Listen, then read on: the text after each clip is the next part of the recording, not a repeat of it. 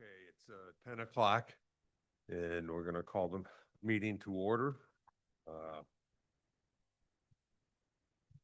Mr. Van Dorn, County Commissioner, will be joining us as a member of our crew today. So we got everything going And just for information purposes, I'll read this to you. Under the AI overview, it says Lenawee County Department on Aging does not operate under an independent set of bylaws. Instead, it operates under the Department of Lenawee County Government and is overseen by the Board of Commissioners. And according to our rules and regulations, 2.20 says that I may appoint an elected official to make a quorum, and I'm doing that under this. that'll work. Thank you, Jim. Okay. Okay. Needed approval for a motion for approval of minutes. Motion made. Seconded. Second. Okay. Approval of minutes has been approved. Yes. We need to vote. The approval of minutes. All in favor, say aye. Aye. Aye. All opposed, say no. Aye. Okay, the approval of minutes has been approved. Next up is the reports for solid waste. We'll give that to Julie. These are actually our material management financial reports. They're included in the packet. As you can see, our year-to-date transactions are $10,488, and our budget year-to-date is $52,848. So we're still operating way under. You're gonna start seeing us spending money on things. This past month, we did order our little compost educational packets to hand out to school teachers this fall. We got 8 of them, so those will be free to some of our science teachers. They're really cool. They have side-by-side dirt where people can put an apple in and watch it decompose, and it'll be cool. So that's the financial report. Waste hauling is let's see. Oh, sorry. They're in different order. Okay. So waste hauling for the first time in 2026 is below last year's numbers for the month. So that is exciting trend. All year we've been a little bit above last year, except in January. And yes, we're happy to report in May, we were under last year's May in our waste hauling numbers. So that is where the direction we want it to be going. And that being said, recycling at the DOS. Sorry. We did 30.3 tons at the DOS, which was also over last year. And our countywide recycling was 1,178 tons, which was also above last year, which was 1,008 tons. And so we are sitting at an 18% conversion rate for the month of May, which is really great. And so for the year, we are at a 15% conversion rate compared to last year. End of year was 13.96. So great job, Lenawee County, for the month of May. We love to see it. And for my program coordinators reports,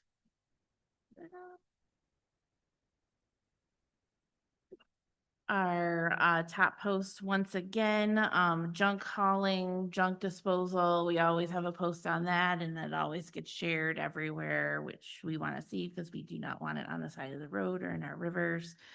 E-waste was another popular post. The household hazardous waste was still posted up in May, and International Compost Week. Whoop, yeah. International Compost Week, how to start composting your garden. The July blog, which I read over again, Quinn wrote today, was about Plastic Free July. It is just a reminder to everyone, you know, sometimes it takes baby steps to start replacing little things in your life. Like if you try in July, just try to use a reusable water bottle, or try a little bit harder to remember those reusable grocery bags. You know, we all have a pile of them at home, but getting them from your house to your car is always a challenge to remember. But if you make a few extra efforts in July, it can become a habit. So um, that is what I have. And over the next month, we will be working hard on MMP, which I will give a report on later. I did post online. There's a scholarship opportunity for teenagers that want to go to college for recycling related programs that Eagle is putting out. So I posted that on the Facebook group and on the news flash.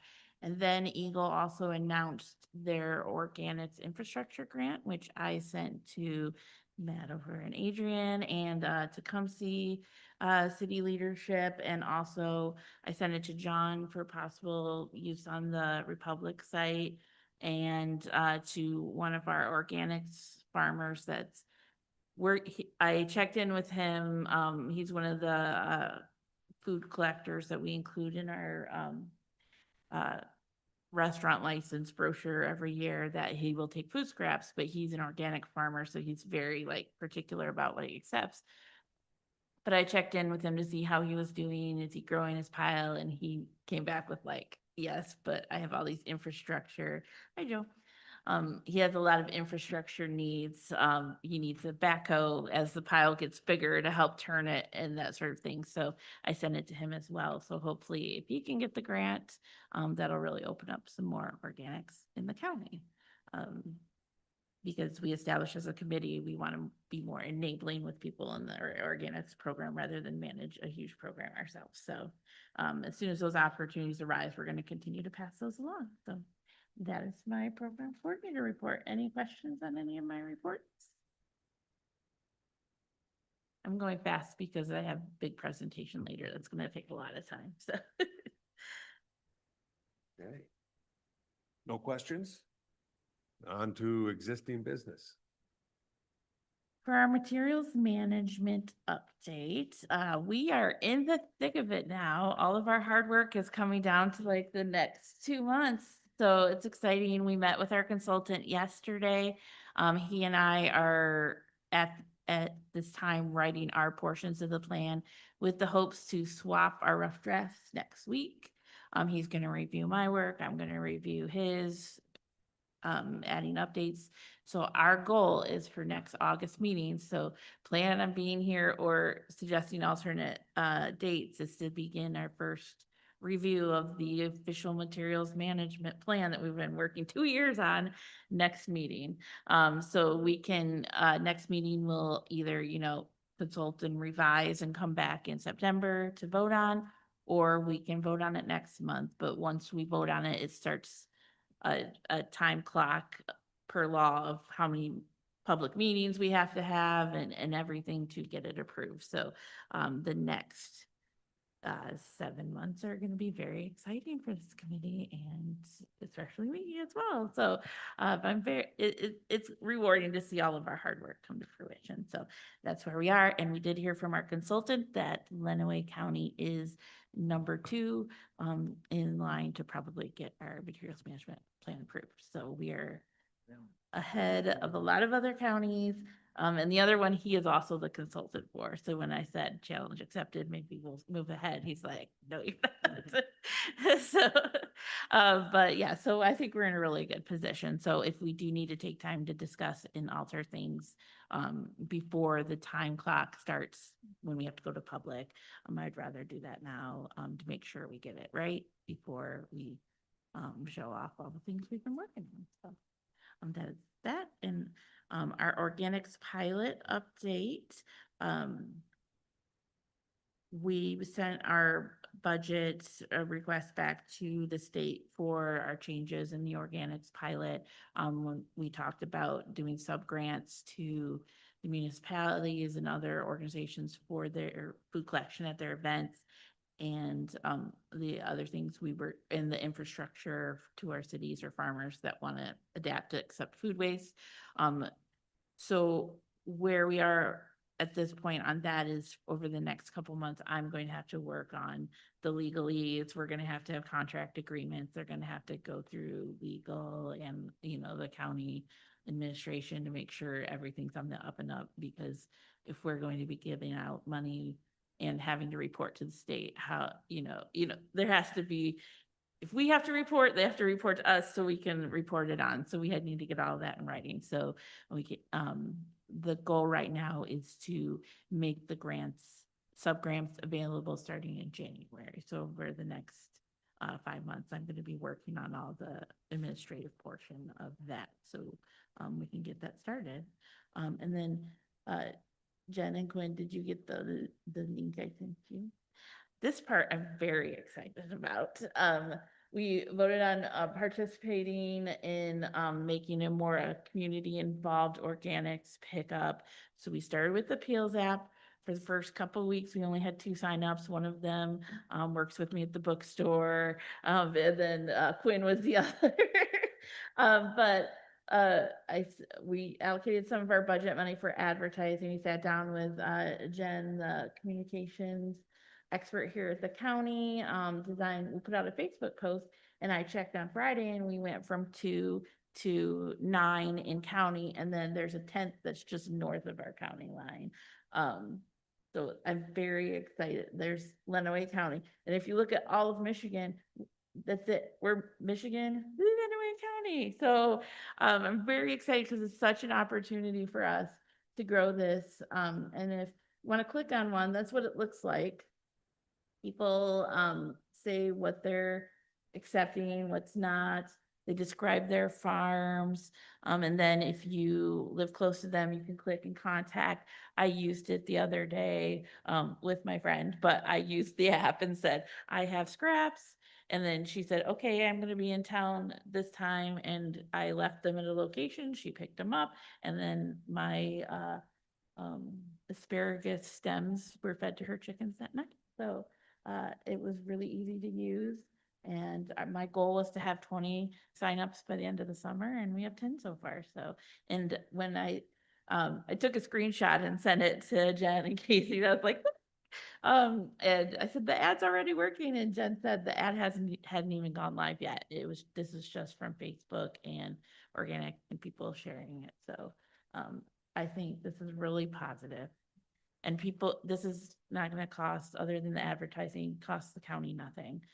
So people have opportunities to take their food scraps. It builds community, and it's just really great. So I'm very proud of it, and I think it was a good choice. So that's the update on the organics. Any questions or comments on that? So all of these people that you had up here weren't really involved with anything or didn't see any ads or anything, they were already doing? No, they were not. They already had compost piles at their house. And so, yeah, they saw the Facebook post or heard from a friend, and then they went on and signed up to be a whole site to take someone's. So all of them have signed up. Yep. Great. All right. So now is the big topic of discussion. So let me switch to my. Decided as last.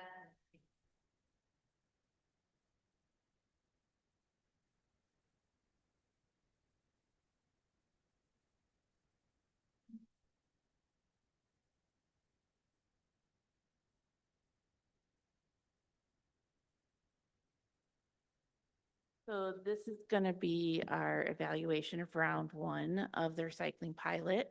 As you know, we officially were able to launch it in December 2025. We wanted to start it earlier, but because of Eagle funding, it got bumped a little, but we got it going right before Christmas, and it was an exciting time.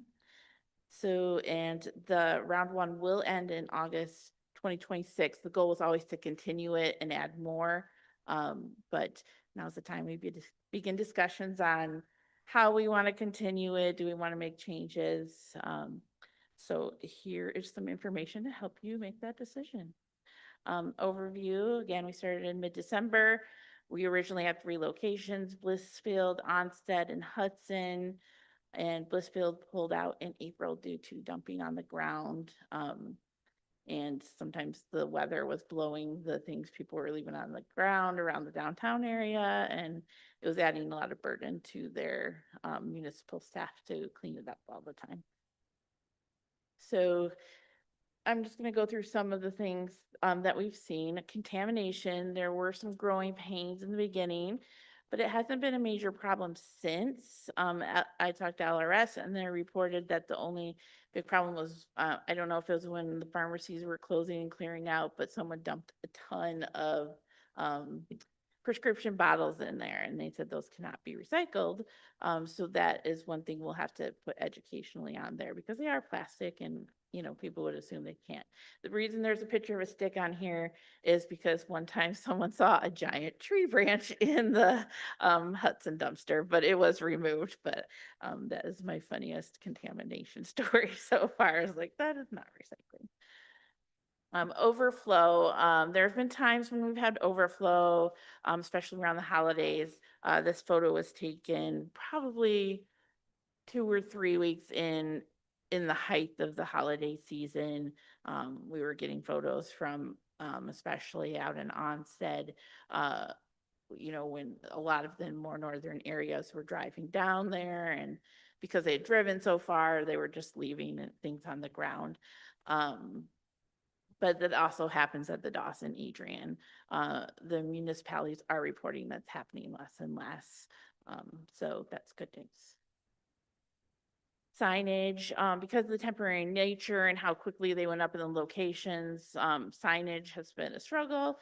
We did invest in some extra educational stickers during the trial. Hudson created some signage on their own to help show people where it was. And we have budgeted funds in the second round of funding to explore more options. I did talk to LRS, and they said they would be willing to let us do like a wrap on the dumpsters to help identify them more as recycling dumpsters, because I think that would help. Because right now they do look like regular dumpsters, so that can cause problems. Site management, after the first month, there really haven't been as many complaints other than in Blissfield. I don't know why in particular that area was continued to be a struggle. The participating residents are tending to police the situation themselves. They post warning comments in a lot of their Facebook community groups and tend to, you know, shame each other. They're like, come on, people, we're going to lose this program if we don't use it properly. And so, and I have, even at the DOS, someone had dumped a bunch of cardboard not broken down, and someone else came along and broke it down and put it in for them. So people who are passionate about recycling tend to, you know, be very passionate about recycling. So it's good to see that they're getting involved because they want the program. Sorry for the so much text, but I talked to each municipality and this is what they said. From Hudson, it's been a success. It's been well received. It's been benefiting their community and they would love to continue the program. And they made signs, as I mentioned before, to encourage proper use, and they have received very little negative feedback regarding the program, and they don't have any major concerns or recommended changes, and they thank us for the opportunity. So, success in Hudson. In Onstead, I did Q&A, so they believe it has benefited our village and the surrounding community, and they would love to continue. And their one note is it's typically full within 24 to 48 hours. And their feedback is they would like to see larger dumpsters, more frequent service, and especially around the Christmas holidays due to cardboard. And I did talk to Blissfield too before I made this presentation, and I asked them what would take for them to rejoin the program, and they would like to see a structure that minimizes the impacts on their staff. and hold people better accountable. And let's see, they believe that a stronger campaign ahead of time to educate people would be, if they were to implement it again, we would want to see that before it came in place. And they were a last minute addition to the pilot, so that makes a lot of sense. Hudson and Onstead knew it was coming more, and they kind of agreed at last minute to join. So that's valid. And then I did ask them, because one of our RFPs, when we were considering the pilot, was from Stevens. They have the temporary trailer with the three openings, that they would leave over a weekend, just a whole weekend, and then it would get hauled away.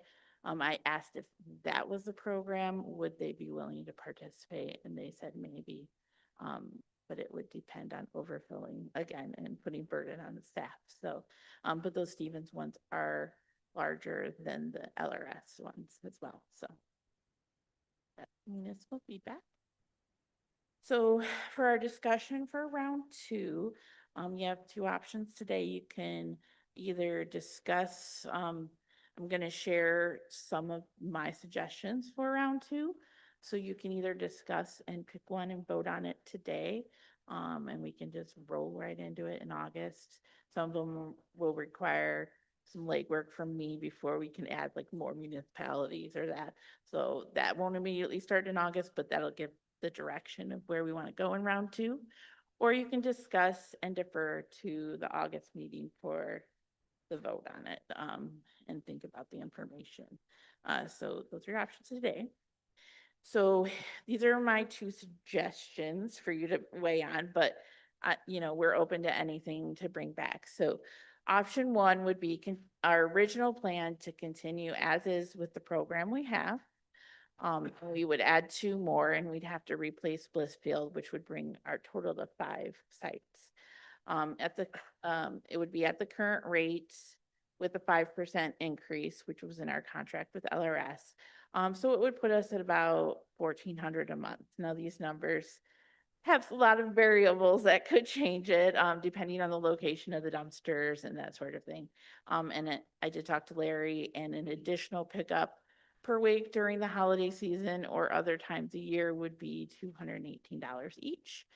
And as I mentioned, additional communities could cost more depending on their location, compared to LRS, because LRS is in the north, so the more northern cities would be cheaper. Blissfield did cost a little bit more than the others. The pros: flexibility, cost. LRS came in the cheapest on the bids, and it is easier to work with haulers for the remote communities, and they take up less space on municipal property. The cons: the dumpsters do look like regular dumpsters, and they can be confused for trash locations with potential overfill during busy seasons. And the municipalities may not have long-term locations for the dumpsters, especially when we're talking about some of our smaller villages. They may not have a location for a recycling site. Option two would be continue with the 3 sites in our current plan. We'd have to replace Blissfield with the LRS, probably more in the northern region, but then add 2 mobile weekends with Stevens, probably in the more southern region, because Stevens is more parallel with the southern region of the county. And they have quoted me $600 per drop off, pick up and dump, for those locations, not factoring in additional costs for distance and location. So it would average about $2,600 per month. That in our budget, I believe I did not include that, and the discussion is about $3,300 per month for the program. But so those are the options For just this program is 3,300 or for, for just this program. And sorry, the pros and cons, the pros would be to keep stationary sites at the 3 locations. Plus it would add additional, which would put us at our quota still for the requirements in the state law, because the requirements is 24 hours in one location. It would give us 2 types of recycling programs, because this is a trial. So it would, give us an experimentation with the second type to see if it reduces the dumping on the ground or contamination. And it would allow each side of the county to be serviced by a hauler closer to them, reducing distance fees. And both programs do allow for more resources during the busy holiday season. When we get to the end of the year and we still have money in the budget, if we want to add an extra weekend or day, or do 4 weekends at Christmas time, because we know people have cardboard, we do have that option. Stevens has just asked that we give them notice if we're going to have an event ahead of time. We don't call 2 days before and say, we need a trailer this weekend. But as long as we plan for those, we can be really flexible around the holidays. And the mobile sites allow for more monitoring and less chance of illegal dumping. And the cons are the mobile sites would have less availability to those residents, rather than I can just take it anytime. And we'd have to put in more education efforts to make sure they know which days they can recycle. So that's the presentation. Any other questions and comments? I'll leave it to discuss, but I'll stay here in case you need to see a slide again. Well, I'll go on record as saying that option 2, I like, as long as it fits within our budget. I think the cons in option 2 are minimal. But we would have to wrap the LRS better. So I think that has to be built in either way we go. We're gonna have to wrap that better. Maybe some large stop sign or something that, stop if you're not putting this in, don't go any further kind of thing, something that really catches their eye.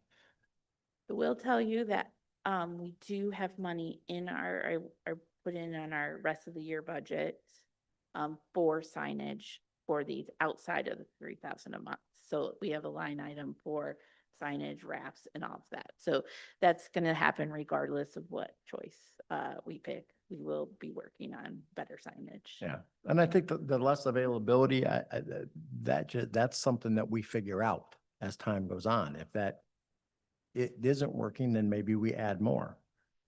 We move forward, but to me, that looks less of the cons look more just like an inconvenience a little bit.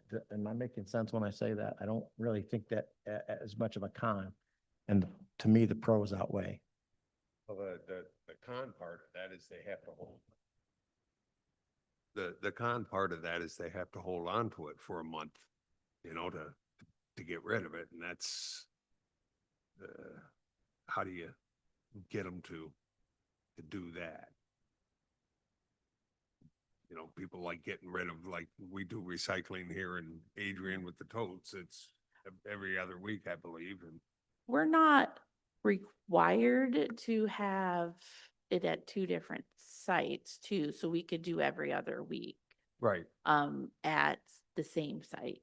So I think Tecumseh, Depending on they hold theirs for every other week for their curbside too. So Yeah, and I think that's where your education piece comes in. Right. Is letting them know so that, they're still gonna have to hold on to it. You're gonna have an outlet to do it. Correct.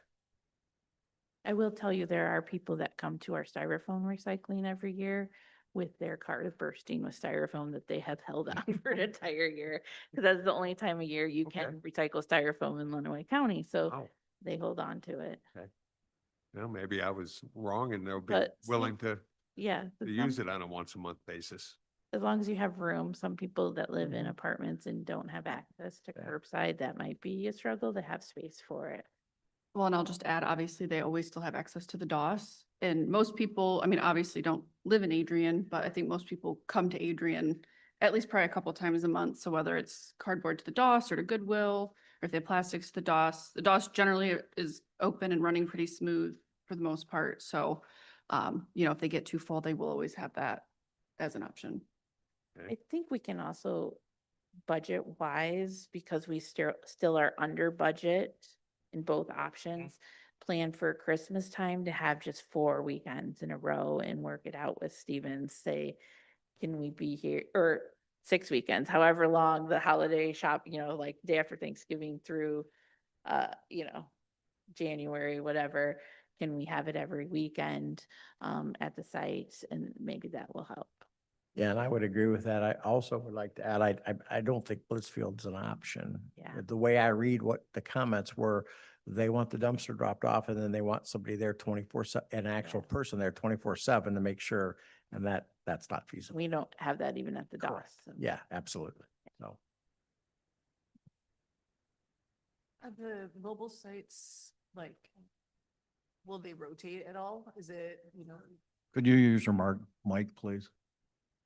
sorry, thought I was. Will they rotate at all, or is it just those 2 specific sites that we'd be coming back to?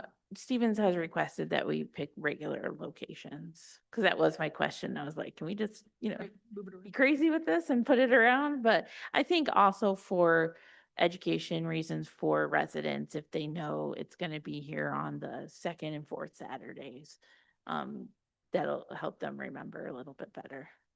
Yeah, if we're gonna do those locations, if you're gonna do it, you know, during December, that's one thing, but if you're going back to once a month, hey, it's gonna be the first weekend of every month or Yeah. whatever it is. Make it easy. and again, that education piece of letting them know, hey, during the holidays, we'll have We'll be more here. and we'll be more and more often. Yeah. So, And that could even be a option for some of our county properties, you know, because the DOS gets pretty busy too. Like, can we, on one of our county properties, put the dumpster, you know? So, you know, we have lots of availability here for that program. I personally, I am not a voting, but I would say that option 2 would be my choice because it is a pilot. And that was the purpose of this pilot, so it's not set in stone. You know, we'll continue as long as we have state funds on this program after this round of the pilot, but this gives us an opportunity to try both ways and see if doing both works, if doing one way works better out of the other. So you know, because we have the funds and the fact that it's a pilot, I would suggest option 2, but that would be up to the committee. I agree with you. so can we motion to vote? That's- Yeah, do we, Am I doing that right? yes, would you like a motion to vote? Motion to vote? Seconded? Stay on the option. State which. Yeah, you need to, I'm sorry, motion to vote on option 2. Second. who seconded? Well, all in favor of, voting in favor of, option 2, say aye. Aye. Aye. All opposed? Motion passed.